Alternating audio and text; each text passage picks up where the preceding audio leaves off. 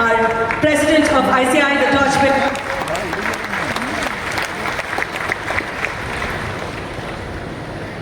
Thank you very much, and let me begin by wishing all of you a very good afternoon in this lovely town which I am coming for the first time, and thanks to SIRC and thanks to the chairman of the region for giving me the opportunity to come and visit this part of Karnataka, this part of South India, which I probably would never have come on my own, and more importantly, for having the courage to envision a regional conference in a town so small. I am told in Hospet there are 30-35 chartered accountants, and in the neighborhood area too, less than 500 members. And still we see an ocean of members today in front of us with this wonderful infrastructure.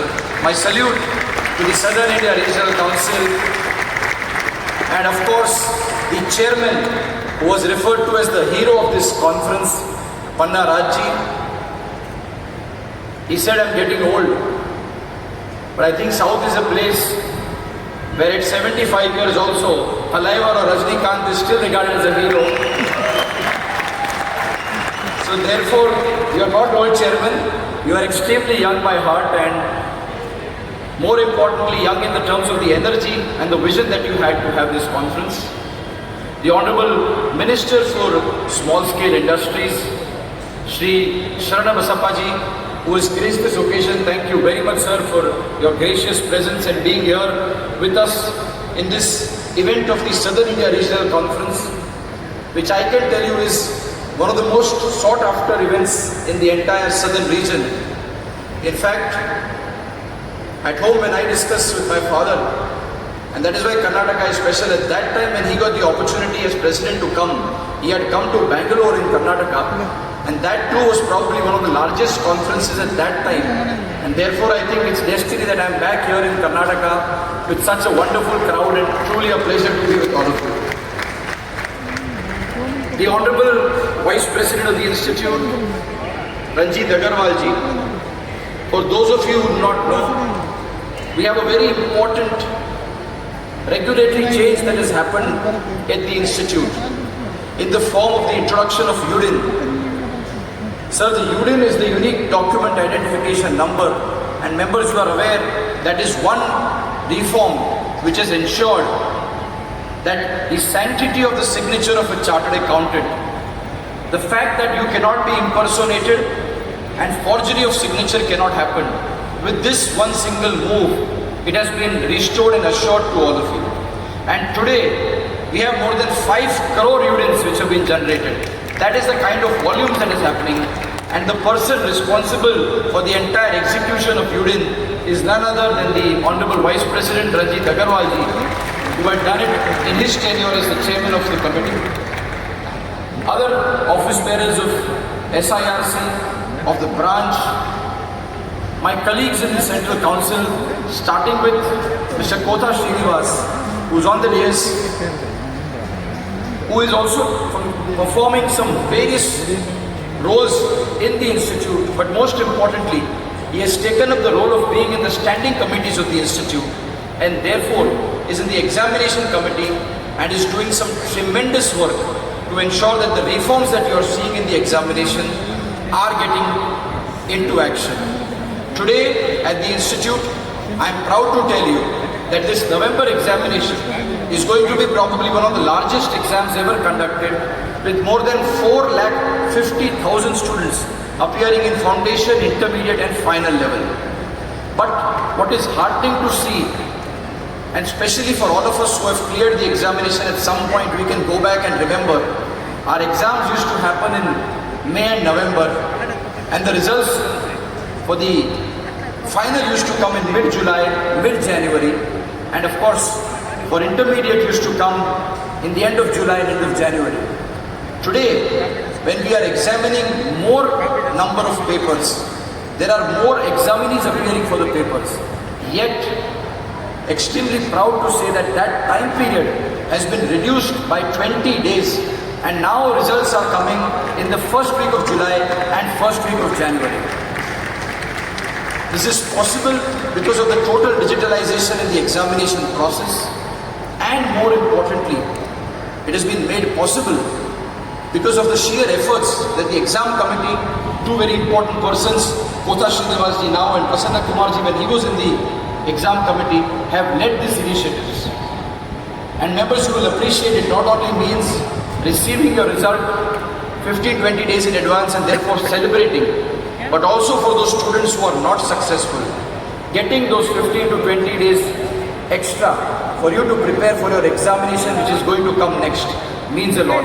And therefore, I must compliment the sincere efforts Kotha Srinivasji is putting in the exam committee, besides being in the research committee and of course in the MSS and the disciplinary committees. The other council members from South, Rajendra Kumarji from Chennai, who was chairman of the GST committee last year, and we are reaping today benefits of the tremendous hard work that has been put in by him. Today the ICAI is entering into MOU with so many state governments and more importantly training state government officers who are used to the sales tax and VAT regime about the GST law, the nuances of the law and making sure that the law can be administered in the best aspect. He is also the presiding officer of the BOD and very importantly now on the internal audit committee of the institute is making some very important changes. Prasanna Kumarji, who comes from Visakhapatnam, of course, like I mentioned in the exam committee has been making some tremendous efforts, but very importantly this year, I'm delighted to say that through the PDC, various opportunities that are being created for members and more importantly for public financial management. Today the institute has inked an MOU with the office of CADG to see how we can improve the accounting at the grassroots level at panchayats, at municipalities, and very soon you will see along with the CAG, the ICI making conscious and concentrated efforts to improve the accounting at village levels. We have Madam Sripriya Kumarji, who is also from Chennai and working tremendously hard on one very important project since the last 1 year at the CLCGC. We all are aware that the MCA has taken up a very important initiative, which is extremely important today when we talk about digitalization and the way India is moving with the version 3 and the support that CLCGC has given to thousands of members over the past 1 year has ensured that at least our chartered accountants who are not accustomed to this new form of doing business and working through the V3 portal, the committee has been doing some tremendous work there. She also is the vice chairman of the peer review board, where today we have mandated for certain categories of firms to get peer reviewed from 1st of April and to do the capacity building of membership as well as peer reviewers. Some tremendous activities happening. She's also working in the Center of Audit Quality to provide best tools, which I will be discussing in the later part of my address to all of you. We also have Dayaniwas Sharma ji, who is currently the vice chairman of BOS, besides being on our standing committees. And let me say that today the CRET, which has been implemented with the entire efforts of the council, but as chairman of BOS last year and the vice chairman of BOS, he has put in tremendous efforts to ensure that the CRET could be implemented, and from 1st of July, at the hands of the august hands of the Honorable President of India, Srimati Draupadi Murmuji, we could release this CRET. He is also playing a very important role in the technology initiatives of the ICI. And today, if you see the SSP, you see the Digital Learning Hub, or you see so many technological initiatives, he has put his blood and sweat into those initiatives. And of course, we have another council member from Hyderabad in the form of Upala Sridharji, somebody who has brought tremendous amount of energy and a tremendous amount of perspective to the council.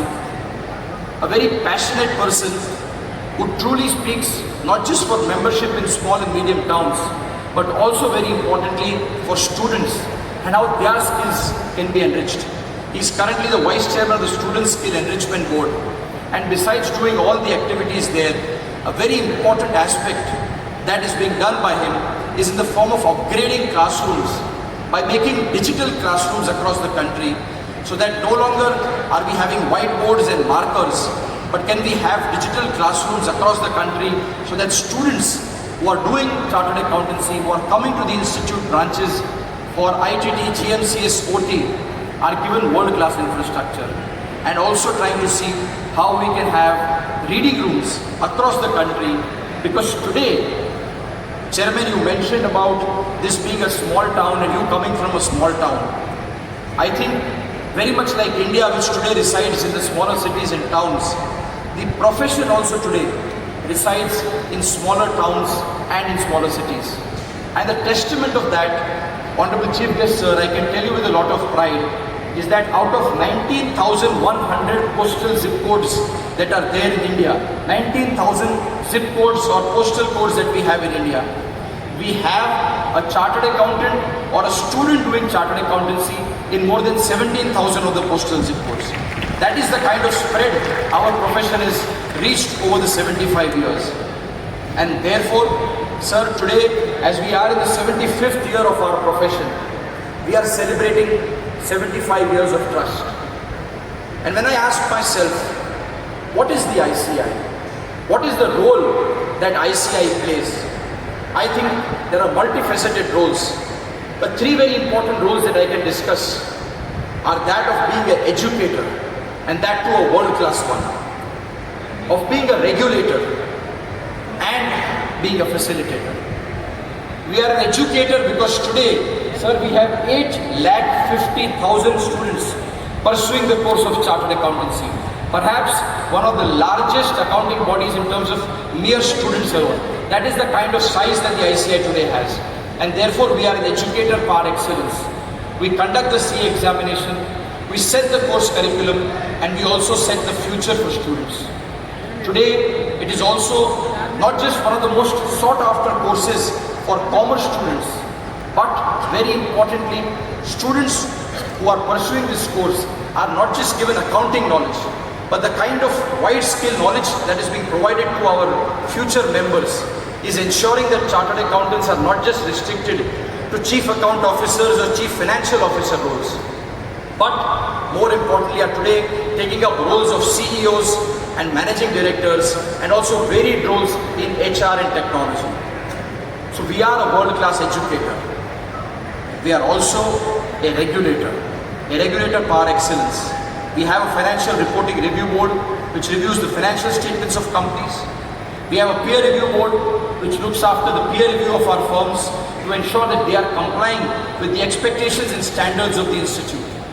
We have a very strong and robust disciplinary mechanism to ensure that the Chartered Accountants Act, the Code of Ethics, the rules and regulations of ICI are adhered to not just in letter but also in spirit.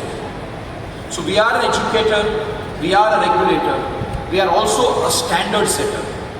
It may be accounting standards, it may be audit standards, it may be ethical standards, and today as we move forward in the newer areas of practice, it may be valuation standards, it may be social audit standards, or now with effect from 1st July, it may be forensic accounting and investigation standards. These are all standards which are written by ICI based on global benchmarks, and in fact in the forensics I can tell you, we have reached a global benchmark where countries are coming and approaching ICI and saying, can we use your forensic standards for forensic engagements? So we are an educator, we are a regulator, we are a standard setter.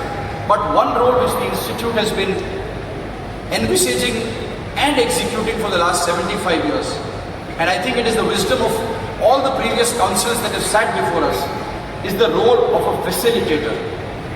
Today when I go internationally, and thanks to the World Congress of Accountants, the institute gets invited to various international forums. And when we discuss with the leaders of US, UK, France, Australia, or many of the developed nations, and we tell them that we have something like a multi-purpose empanelment form. We have the institute which does so many activities through so many committees. The chairman mentioned about MSME and startup, but today at the institute we have more than 30 committees on different areas. Believe me, the international membership is shocked. World over, the role of the institutes in most of the cases ends when they give the qualification and the degree to the student and says, now you are in the ocean to fend for yourself. but I'm extremely proud of the fact that this Institute of Chartered Accountants of India, your council, your regional councils, your branches also work as a facilitator to see how your practices can improve, how your life can improve, and more importantly, how professional excellence can be imbibed in all of you. And therefore, I'm delighted to see that the sessions that have been planned here today, and I have some of the speakers sitting in front of me, are actually there to see how we as practitioners can raise the bar in terms of everything that we do. Today, the Institute's functions are largely divided into 4 areas. We work for firms, members, students, and articles. Let me start with firms, because this seminar, as the chairman of SIRC mentioned, has been targeted to address the expectations and raise the quality of small and medium practitioners. One thing we will all have to expect and accept is that being a small and medium practitioner does not mean that I get any leeway in terms of expectations that the regulator has from me or the requirements that the standards lay out for me to conduct any attestation function or to do any documentation. Today we live in an environment where the regulatory oversight due to the use of technology is so strong that all the work that you do is constantly being reviewed, monitored, and its impact assessment being done. And therefore, being conscious of this fact, I would urge each one of you, look at the various initiatives that the Institute has taken up. Today at the Institute, we have not just created audit standards, or we are creating guides for implementation. A very important aspect which the Institute has done is we have created templates through the Audit and Assurance Standards Board of every work paper that you must make. And therefore, if you are today auditing cash and bank, you are auditing property, plant, equipment, or provisioning, what should be the working paper? The entire template is prepared and provided by the Institute. All the checklists which are required to be maintained for accounting standards or for auditing standards, these are also prepared and provided by the Institute. In the council meeting just concluded, we released an automated format of creating engagement letters through the Center of Audit Quality. And this year, the Center of Audit Quality has come up with various templates for your benefit. I would urge using this platform, and as the chairman mentioned, this is a forum for our small and medium practitioners. And truly today, out of the 150,000 members in practice, let me give you statistics, more than 95,000 entities in the form of proprietorship concerns and partnerships are functioning. And out of them, more than 80% are practicing in proprietorship concerns. And therefore, yes, as India resides in small towns, as ICI resides in its branches, the practice of India today resides in small and medium practices. And therefore, it is onerous on each one of us to understand the changed regulatory environment, upgrade our documentation, improve our audit skills, and most importantly, appreciate one aspect. Audit not documented is audit not done. Please, please, please, I request each one of you, the days of the past have gone. Make sure that you are using technology. The Institute, for example, has come up with the office management tool.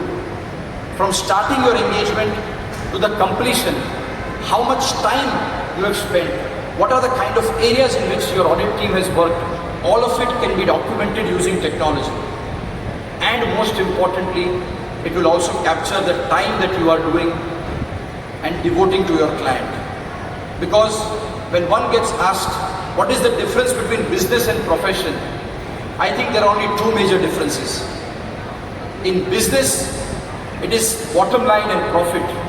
Whereas in profession, it is code of ethics, code of conduct, professionalism. And very importantly, when you do a business in manufacturing or trading, your inventory is your goods that you have to offer to sale. In practice, the only inventory each one of you and me included, have, the only inventory we have is time. And therefore I say, we are in the business of selling our time. please be extremely conscious of the time that we are devoting and ensure that we are getting the returns commensurate with the kind of efforts and the risks which are involved in assurance and attestation functions. Please ensure that you are making sure that documentation, adherence to standards and all the tools which the institute has provided are being used in the right earnest. Because as the saying goes, you can only bring the camel to the well. The institute by itself can only create a resource pool. We can create standards, we can create implementation guides.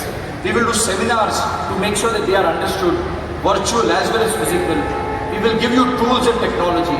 But finally it is on each one of us to adopt this, to start using this and ensure that the quality of audit, quality of assurance, quality of attestation and the respect that we get, and especially when I come to South, we are known as chartered accountants but always recognized as auditors.